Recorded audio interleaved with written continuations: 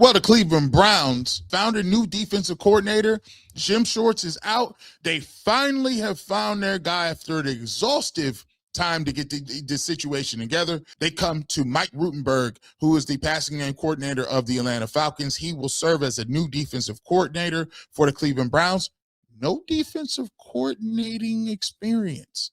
Is this a bad move? I'm going to let you know what to expect from Rutenberg, what I think the defense will do, and what I think the Browns were thinking when they made this hire. We'll come back and talk about it on the fastest 30 minutes in all of sports. You know what it is. Your boy G. Bush breaking news right here on The Ultimate Browns.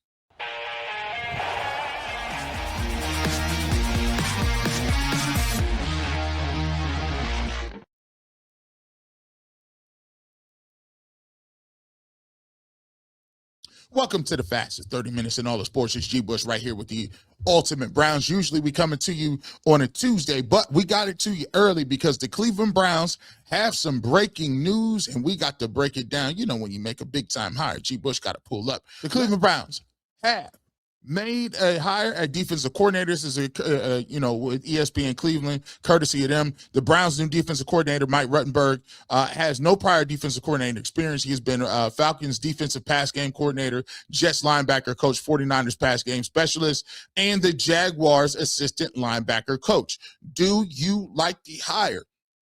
We're going to get into that, man. One of the things that we looked at is Tarver was an in-house candidate. He was a guy that was under Jim Schwartz. He was a guy who was, a linebackers coach, and I talked about it on UCSS today. He has some defensive coordinator experience. He knows the defense. He knows how to run it. However, you take a look at what the Cleveland Browns did. They hired a coach with no prior experience. Now, does that mean it's a bad hire? No. I am questioning this, though. Will Tarver pull a Jim Schwartz? I have not seen it yet. We do not know as of this video whether Tarver is going to stay around as the linebackers coach. You know, Jim Schwartz had an issue with it. He took offense to the Todd Monken getting the job, and he was not happy about that. And we talked about that at length. So is this a situation where you might have some of the same things happen with the Cleveland Browns? I hope that's not the case. I don't think that'll be the case because he's an assistant. He's not really a coordinator at this point. And if they're going to be willing to keep him on, it's kind of tough to get a job middle of the season, especially middle of the offseason. And we're heading into, all OTAs and some of these other different things because in the draft, teams already have their spots filled up. So I would assume that he comes back as the linebacker coach and, takes it and continues to move on. But let's talk about what Rutenberg is and what he does. And let's talk about some of the pros and cons that people may have with the situation in terms of him not calling a defense. So Daniel Fusi talks about this. He said the defensive fronts that the Browns utilize under Jim Schwartz are very similar to the ones that new defensive coordinator Mike Rutenberg coached up alongside Robert Saleh in New York. I'd expect them to remain intact. The Browns were impressed with Rutenberg's knowledge of all three levels of the defense and ability to add some wrinkles. So they like the fact that he can coach up the secondary. He can coach up the backers. He knows obviously what's going on up front as a defensive in the defensive front. So they like the versatility. Also, I think another thing that they did is people tell you, with Todd Monken, I think this is an opportunity that happened and was presented to him is that, yeah, you like Jim Schwartz. Jim Schwartz crashed out a little bit and was like, no, I'm done. Well, they only as a courtesy to Jim Schwartz because of the way they felt about him, he got to that point where he was considered, and Todd Monken had a conversation with him after the fact. Now that conversation ended up in Schwartz resigning, but after that goes down, you hire Todd Monken, you got to give him the opportunity to hire people that's his own soldiers. Tarver is part of the old hangover. He's part of the old regime. I liked what he's able to do. I know he knows the scheme, but also as a new head coach, you got the right to bring your own guys in. So he may saw something in what he was going to do in Rutenberg. He may have thought that, hey, I like the interview. I like some of the things that he can add his own flavor to the base defense that Jim Schwartz is doing. And plus, it gives him some security. Like, he's going to be loyal to Monken. He's loyal to Todd Monken. He's Monken's guy. So, when you're going to war, you want your own soldiers, your own generals in there. And this gives him his own general. Both of the coordinators, he had a hand in picking. He took his offensive coordinator from Baltimore. No, he's loyal. You get a new guy, give him an opportunity, and he's going to be super loyal because you gave him a chance. He hasn't been a D coordinator anywhere else. So he's going to say, hey, I'm loyal to Todd Monken. He gave me my first opportunity in industry. I'm going to bust my tail, and I got something to prove. So I like the fact that, he gets his own hire. Look, the linebacker play has been outstanding. Carson Schlesinger was phenomenal. Jason Tarver had a big hand in that. Now, look, if Jason Tarver wants to stick around, I'm all for it. I hope he would do that because it don't make no sense for you to crash out like that, bro. Keep on keeping on, and let's get it going. Let's get better as a defense. But my thing is, I talked about this earlier. I think that most of what they're talking about and how they moving with this is a lot of people ain't even been reading the tea leaves on this, man. A lot of cats is swimming right now, man. A lot of stuff that the Cleveland Browns are saying, a lot of the things that they're doing and saying are making some sense on a different level. A lot of what they're saying is making some sense, but it seems like people is just ignoring it. It's like people is just stuck in the way they're thinking about where it used to be with Kevin and how it used to go down. Bro, it's a new regime. It's a new system. It's new energy. It's new players. Like, they trying to do something different. And the thing that Todd Monken is telling these guys earlier was, look, I came here to coach you guys up. He's trying to go for player empowerment. You got Myles Garrett. Jim Schwartz can't teach Myles Garrett how to get to the quarterback. Let's just keep that real. Myles Garrett been getting the quarterbacks, whether it was Greg Williams, whether it was Joe Woods, whether it was Jim Schwartz. He's been getting in the quarterback. Denzel Ward has been locking up receivers since day one at Ohio State, here, wherever. Carson Schlesinger was cooking last year. What he was doing is reaching out to these players and letting them know, I got faith in y'all. Hey, at the end of the day, we empowering players. We empowering y'all. We want you to take the lead. We want you to take the onus. We want you to lead this group. Hey, and if you get a younger up and coming like Mike Rutenberg, a guy who has something to prove, a guy that's getting the opportunity and is going to bring some new innovative wrinkles to what you're already doing well, then let's roll. Let's roll and cook. I told you how I was viewing this thing from Jump Street.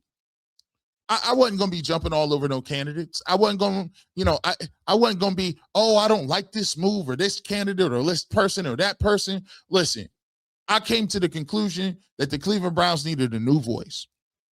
I felt that the offense was stale. I felt like Kevin Stefanski didn't get the most out of his offense, and I feel like they were undisciplined. The special teams was nasty, and overall, I thought it ran its course for 6 years. So I can't be a guy that I'm asking for change, but then when change happens, I don't want to see anything besides the moves that I want to make done. Hey, listen, I said it today. Tarver, cool. Like, I think, you could keep him, you could keep running. But at the end of the day, I'm not a dude that's jumping on top of the coffee table for everything. Todd Monken is the new head coach. He's going to pick his staff and he's going to get ready to cook. More than anything, I just like new energy. I'm ready for new energy, man. I'm ready for an opportunity to stop talking about Kevin Stefanski. I'm ready for the new energy when we can actually start getting to, let's build up some of the players and let's see if we can get some of these players to turn over, to perform. It's time out for, like, right now, we're in a place where we're in a sunken place where it's like, everything you do, I don't know about this hire. I don't know about the quarterback. I don't know about the owner. I don't know about the stadium. I don't know what we're going to do in 5 years. I don't know. Bro, that's life. You're never going to get a guarantee. There is no guarantee you wake up tomorrow. All you can do is put your best foot forward and bring some energy and to want to and to get it done. But I mean, it's crazy that the majority of what my content is Cleveland Browns. And it just seems that people are at a place where I don't know if they really want to talk about the Browns. Because every other conversation is, I don't know about this and I don't know about that. Listen, give me a person that wants the opportunity to coach the Cleveland Browns. I like what Todd Monken said. This is what you work for. This is what you work for. All this wasn't a good job. What kind of, I find it fancy. I always find it fancy that people will poo-poo and look talking about, I don't know if that's a good job, when other people in the world ain't even getting opportunities. It's funny that the people that got all these opportunities and I got this opportunity, and opportunities is falling from the sky, and opportunities just roll right in front of them. You roll out of bed, don't got to do that, and you get an opportunity. I find it fancy that those individuals are always talking about what's a good job and what ain't a good job. You know what's a good job? A job that I can actually go into an interview process and I got a shot to actually legitimately get the job. I'm not just in there to check a box off. I'm not in there to do the Rooney Rule. I'm not in there to check off what I want to go into a job where I actually have an opportunity to compete for the job that I want, and I want to prove myself. What is this? What is this noise about? It's not a good job. What kind of job where you get generational money? You are a leader of a Fortune 500 organization, and the folks that chose you saw something in you that said, even though we've been losing, we're choosing you to turn it around. It's the difference between a winning mentality and a losing mentality. People who turn down jobs and opportunities because they aren't good when no other opportunities are there are not people that I really want to be my coach anyway. No harm, no foul. No harm, no foul. I want the guy that's here to actually do something about it. I look at this thing and you ask me, what do you expect from the Cleveland Browns defense? I expect them to go out there and continue to play up to their standards. LeBron James is going to play like LeBron. Kobe is Kobe, right? Kevin Durant, no matter what team is he on, he's going to cook. He's going to pull up on you. That jumper is going to be good, and you can't block that. Myles Garrett is one of them people. Myles Garrett been on a losing team his whole life, and he still is the most dominant pass rusher. What do you expect from Myles? To be dominant. What do you expect from Mason Graham? Oh, I need Mason Graham to come back with 5 more moves, 10, 15 pounds of muscle, and to live with Myles Garrett if it takes that. What do you expect Denzel Ward to do? Continue to lock people up all over the football field. What do you want from Martin Emerson? I want him to come back to next year ready to go, ready to compete, to try to make it one of the best secondaries in the game. Tyson Campbell, I think, could be an all-pro next year. Tyson Campbell could be an all-pro next year from what I saw.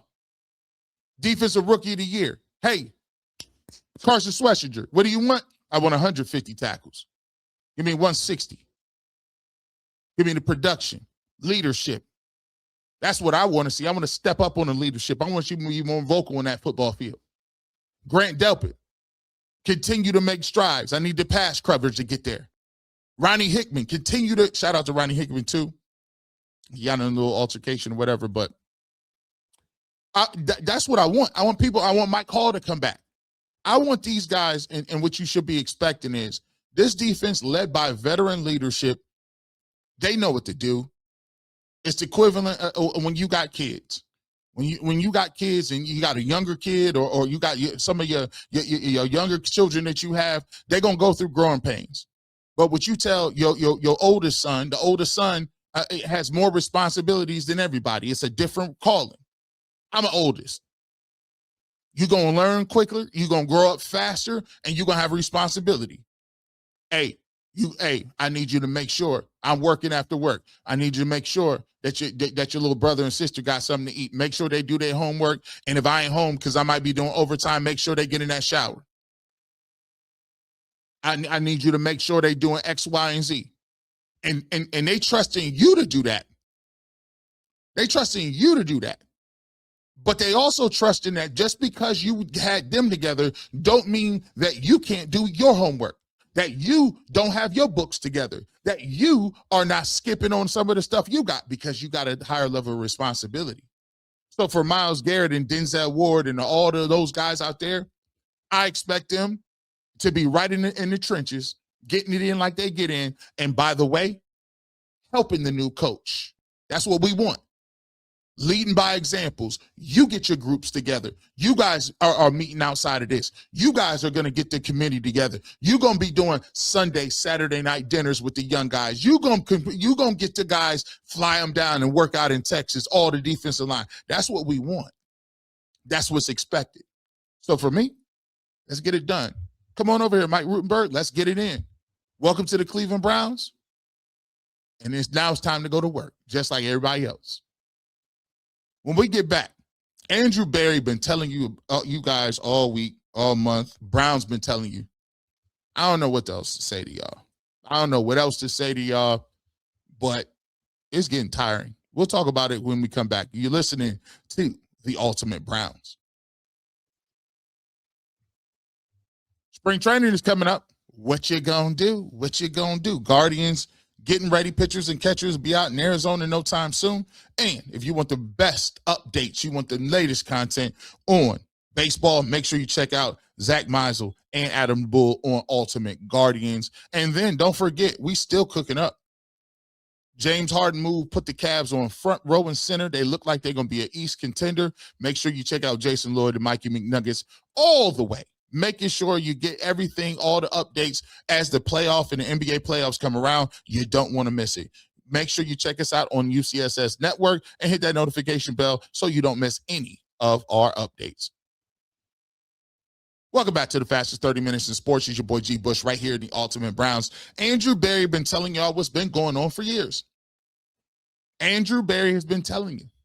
Now, last week, this is about a 2-week program. And so what we're going to do is we're going to say this. Andrew Berry, we can't play the audio, right? But Andrew Berry has been telling us from day one what's on his mind. The Cleveland Browns continue to tell you what's on their minds, and people just disregard it.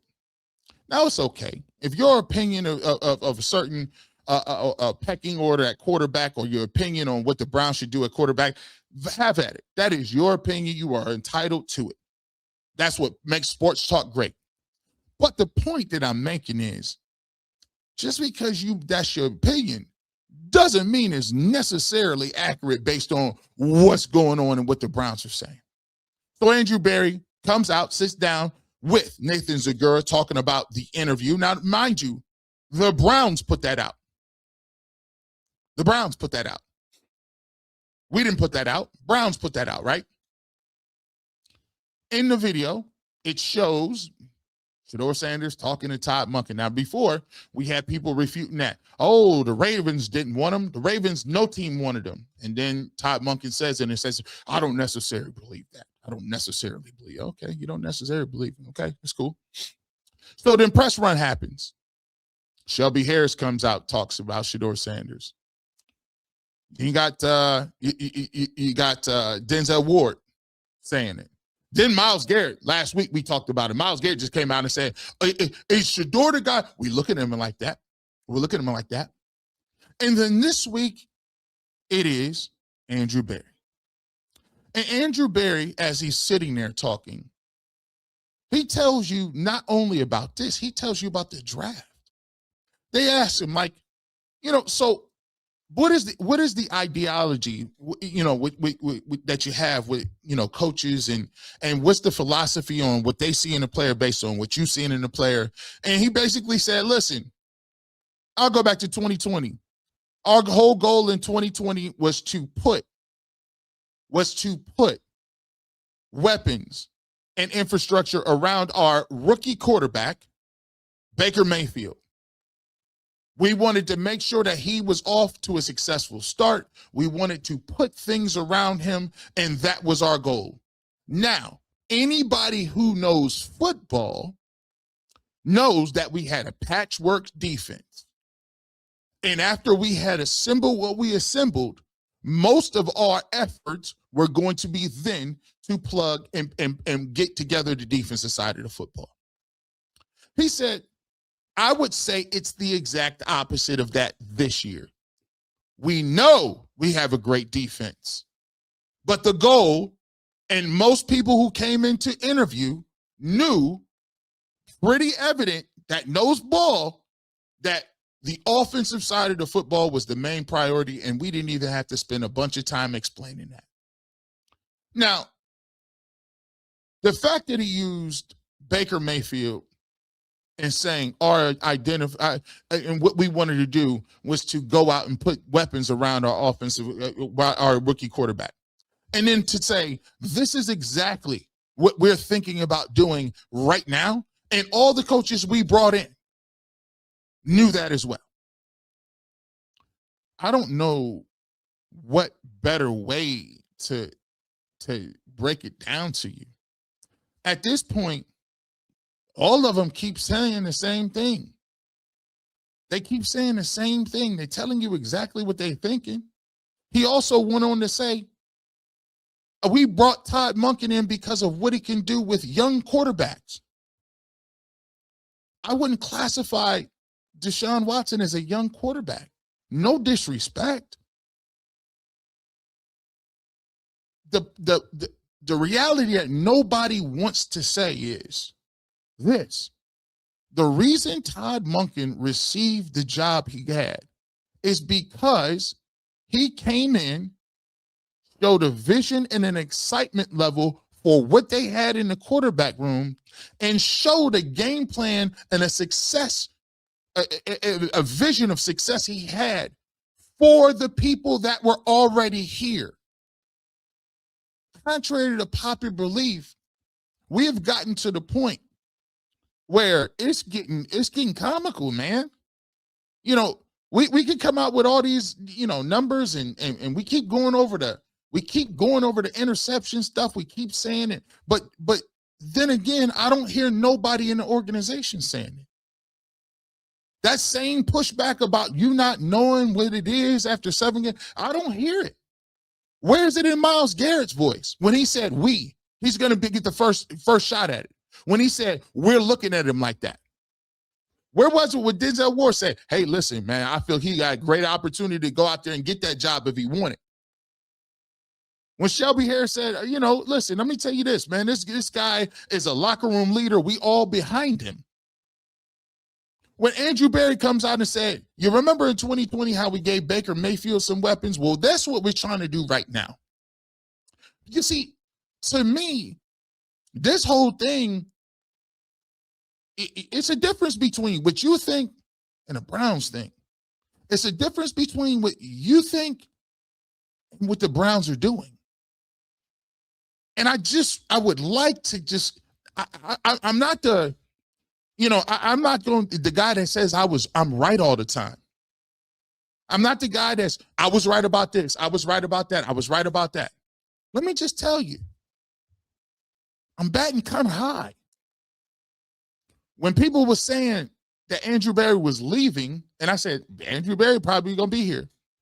Everybody, I don't see that until it happened. Nobody, Shedeur, nobody was interested in him. And then they come out and say, yeah, the Ravens were. I don't see that.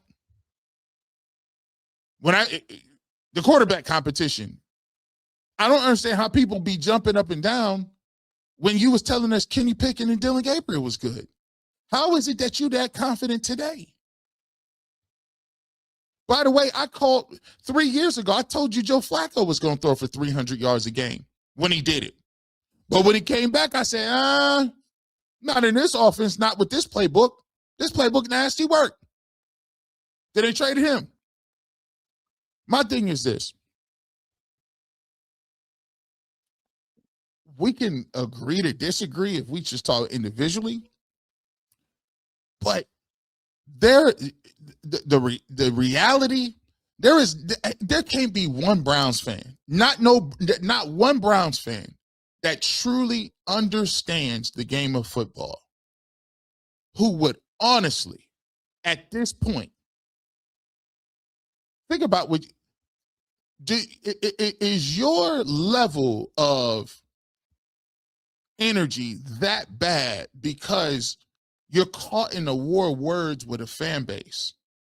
Is it that bad that you would actually intellectually say, I'd rather have Marcus Mariota, Mitch Trubisky, Jameis Winston, Malik Willis, Mac Jones, because I find it funny.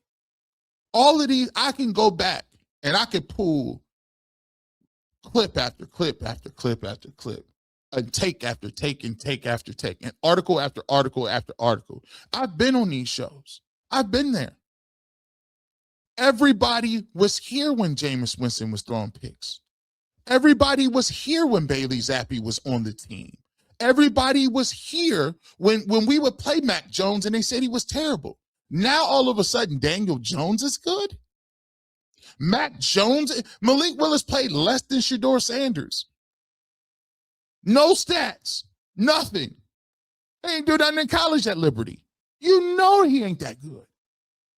But we've fallen into this thing where I've never seen people not sit back and just analyze it. Am I doing this because I really don't think that Shedeur Sanders can play, or am I just doing this because it's opposition? Because I want to be right.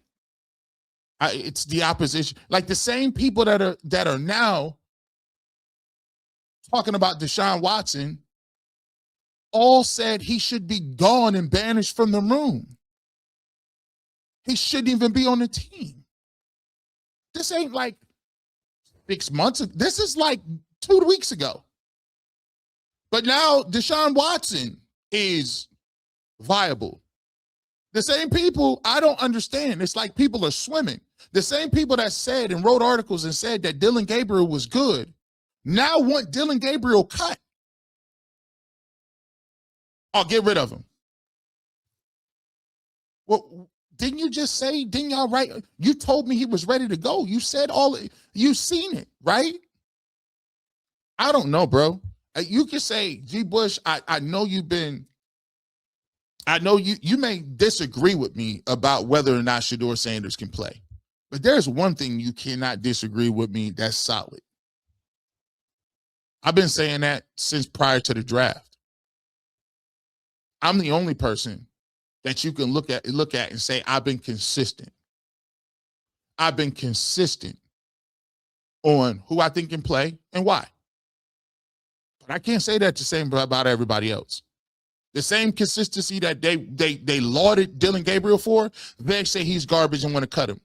It's a 3rd round pick. You're willing to burn that asset just to get rid of him? When people said Myles Garrett couldn't show no leadership and they should have got rid of him, he then came back the next year and broke the sack record.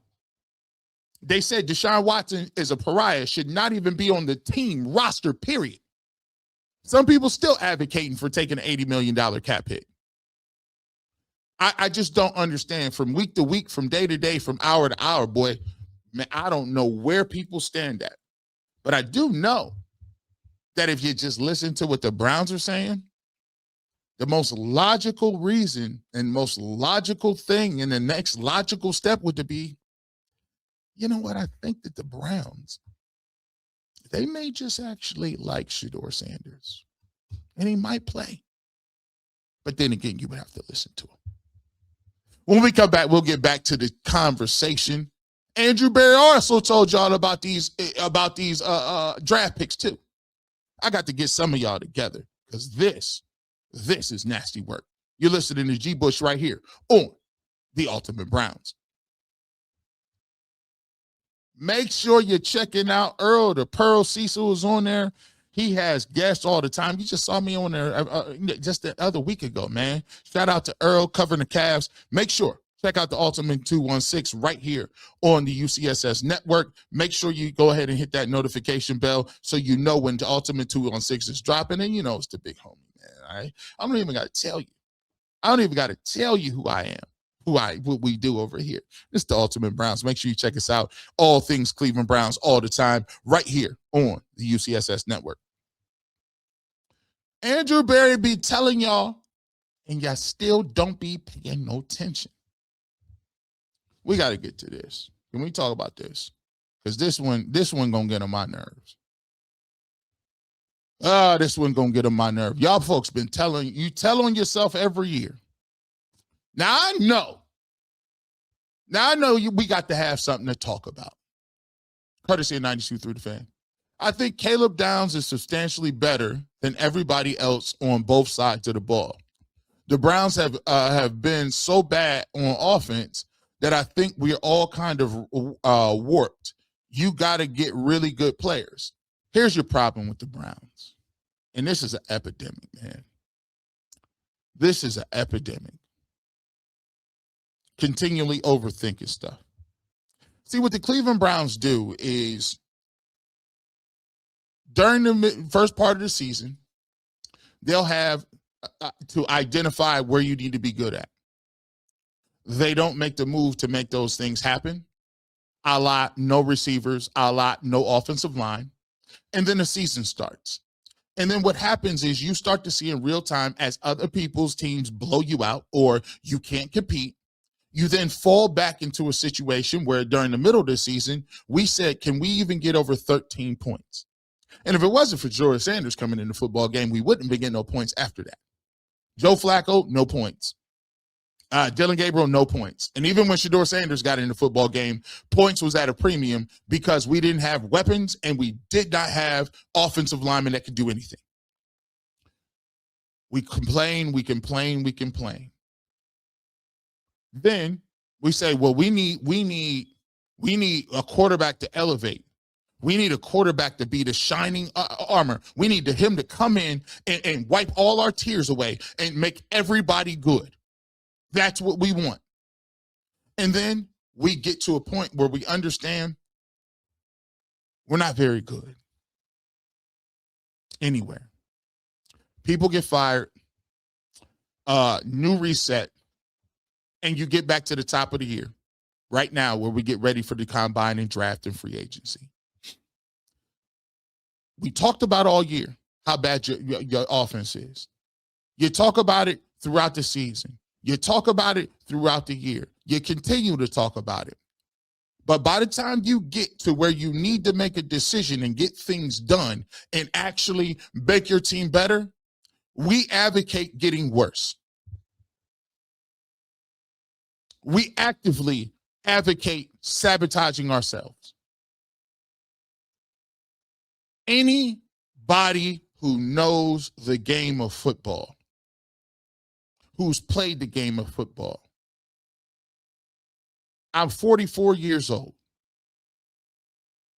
I've dedicated pretty much 40 of my years. I can't say at 6. I started a little later. So just say 34 of my years dedicated to either playing, watching film, or talking about football. Any person knows that a safety is not a premium position. I know you guys like Caleb Downs. I know if you say somebody's name enough and long enough that you'll talk yourself into being Troy Polamalu or Ed Reed. I always tell you, let's pull this up. Let's pull this up because this is why I got to tell folks and get to it. I'm sorry for being on my phone. Let's see. Let me see. Ed Reed, one of the greatest safeties of all time, went 24th overall. Let's go back and just continue to look. Let's see where Sean Taylor was taken. Where was he taken? Let's see. Sean Taylor was taken 5th. That's Sean Taylor, 6'4", 4'3", Sean Taylor, knocking dudes out in the Pro Bowl, Sean Taylor. Troy Polamalu, where was he taken? Where was he taken? 16th. Let's get to Ronnie Lott. Ronnie Lott, where was you taken? 8th overall. You get the picture? Here's your problem. You guys are not historians of the game. What are you talking about, bro? These are top of the food chain, top of the ticket type guys at safety. There is no way you can take a safety over any of these receivers. None. You cannot take Caleb Downs over Cardell Tate at all. You can't take Caleb Downs over Jordan Tyson at all. Matter of fact, you can't take him over Maui Noga at all.